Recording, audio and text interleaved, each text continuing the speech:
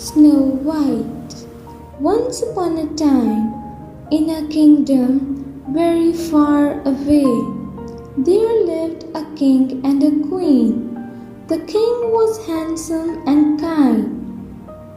Everybody loved him, but the real ruler of the kingdom was his wife, the queen. Before she became queen, she worked in the castle kitchen. She was very poor, but she was also very beautiful and funny and very good at Scrabble. So the king fell in love with her and married her. The king loved the queen very much, but the queen was always afraid that the king would meet someone more beautiful. Luckily, the queen had a magic mirror. The mirror saw everything and knew everything. Every day, the queen looked at herself in the mirror and asked, "Magic mirror on the wall, who is the most beautiful of all?" And the mirror replied, "You are my queen. You are the most beautiful woman in the whole world." The queen was happy. She knew there was nobody in the world as beautiful as her. But one day, everything changed. The queen stood in front of the mirror and asked her usual question, "Magic mirror on the wall, who is the most beautiful of all?" And the mirror replied, "You are very beautiful, my queen, but the most beautiful woman in the world is Snow White." The queen was shocked. "Who is the Snow White?" she asked the mirror. "Snow White works in the castle kitchen. She has hair as black as night, lips as red as roses, and skin as white as snow. As of 8 a.m. this morning, she is a wee bitty bit more beautiful than you." "Arr!" yelled the queen. She stopped her feet. She pulled her hair, then she sat down and sobbed, "I will lose everything." The queen was afraid, and that fear turned her heart cold and hard. She called a trusted hunter to her room. "Find the girl, Snow White," she ordered. "Take her far, far away. Take her deep into the woods." And then the queen looked deep into the hunter's eyes. She must never come back. The hunter found Snow White and took her into the forest. When they reached the deepest, darkest part of the forest, the hunter stopped. "Go," he whispered. "Run fast and far and don't ever go home." Snow White watched the hunter disappear. "Well, I cannot go home now," she muttered. She looked around at the dark and silent forest. It started to rain. "But I cannot stay here either. Okay, feet, let's go." Snow White ran and ran. She ran across a stream, up a hill, and down into a dark valley. She ran all morning. By midday, her pale skin and rosy cheeks were covered in mud and scratches. By early afternoon, her long black hair was full of sticks and leaves. By night, she was not beautiful anymore. She was tired, hungry, and shivering with cold. But then Snow White smelled wood smoke in the air. She followed the smell and found a cottage in the woods. There was a warm golden glow from the windows. She knocked on the door. "Hello," she called out. "Is anyone home?" There was no answer. She pushed the door and went inside. Inside the cottage were 7 tiny beds. 7 tiny chairs, and a roaring fire. A big table was covered with dirty dishes. Snow White was very hungry and thirsty. She found some bread and ate the whole loaf. She found some milk and drank the whole bottle. Then she sat in front of the fire to get warm, and just like that, she fell asleep. When she woke up, there were 7 dwarfs standing around her. Snow White rubbed her eyes. "Who are you?" she said. "This is our house," said one dwarf angrily. "Who are you?" "Shh, you all scare her," said another. "She is a giant. She scares me," said yet another. "Can I stay with you?" asked Snow White. "It seems I cannot go home," the dwarfs whispered amongst themselves. "Okay," they agreed, "but only if you help us wash the dishes. We hate washed dishes."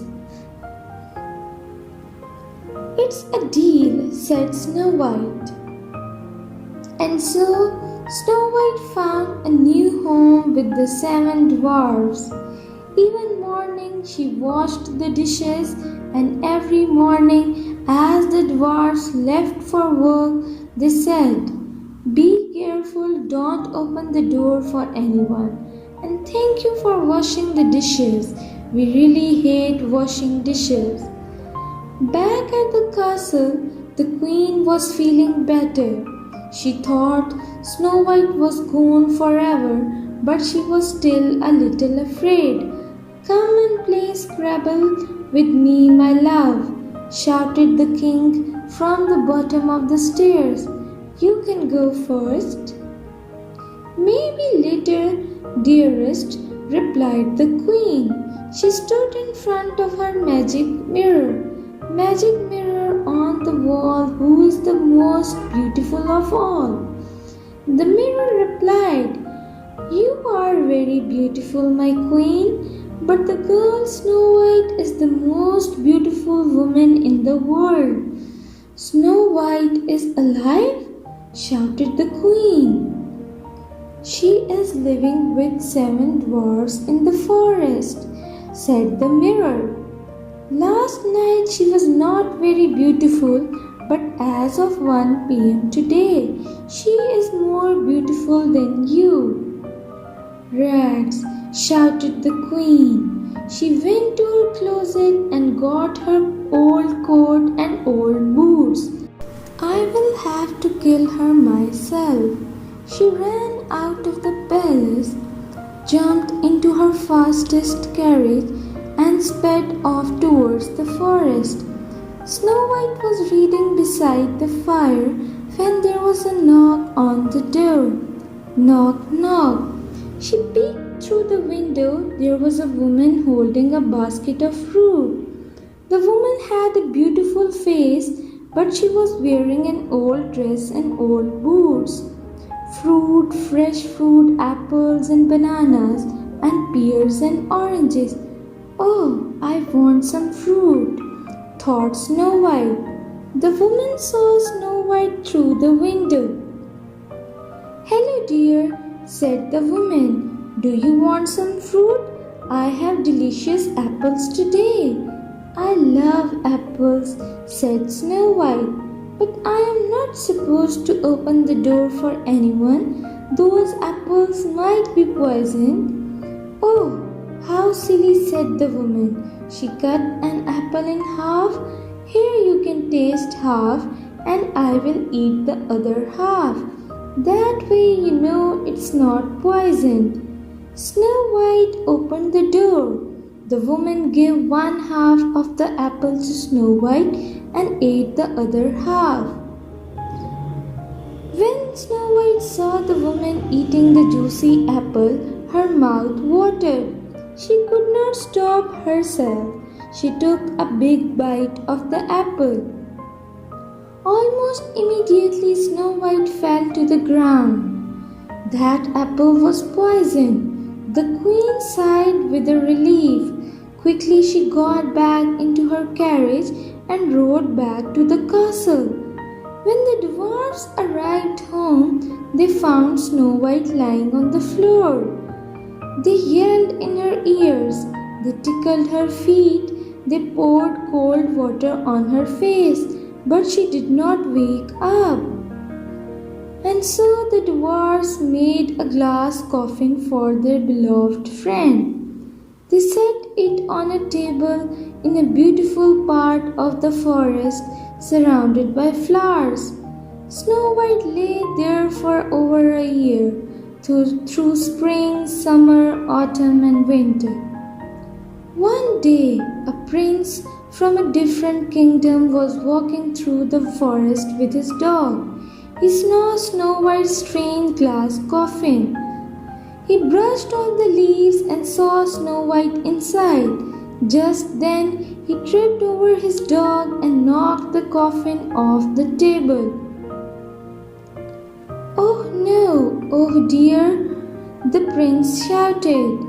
But then an amazing thing happened.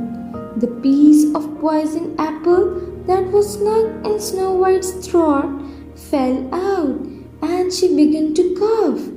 The prince rushed to help her. "Apples," she coughed. "I beg your pardon," said the prince. "No more apples," coughed Snow White. That night the queen stood in front of the magic mirror and asked her question. "Magic mirror on the wall, who is the most beautiful of all?"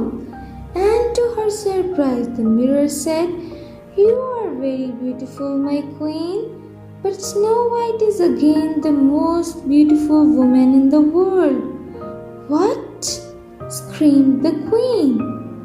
And in her anger, she picked up a shoe and threw it at the mirror. The mirror smashed into 1,000 pieces and the magic inside it was released. "No!" screamed the queen. She collapsed on the floor and fell into deep sleep. While she slept, the queen had a strange dream. In her dream, she was dancing in hot iron shoes. Her feet burned and burned, but she could not stop dancing. When the queen woke up from his terrible dream, it was morning. The sun was shining and the queen felt different. The magic mirror spell was broken, so she did not feel anxious or jealous anymore. She felt free. She went downstairs to find her husband. She really wanted to play Scrabble. And what happened to Snow White? The dwarfs were very happy to see Snow White alive. They invited the prince for dinner. When the prince learned that nobody liked washing dishes, he bought them a dishwasher. Everybody lived happily ever after.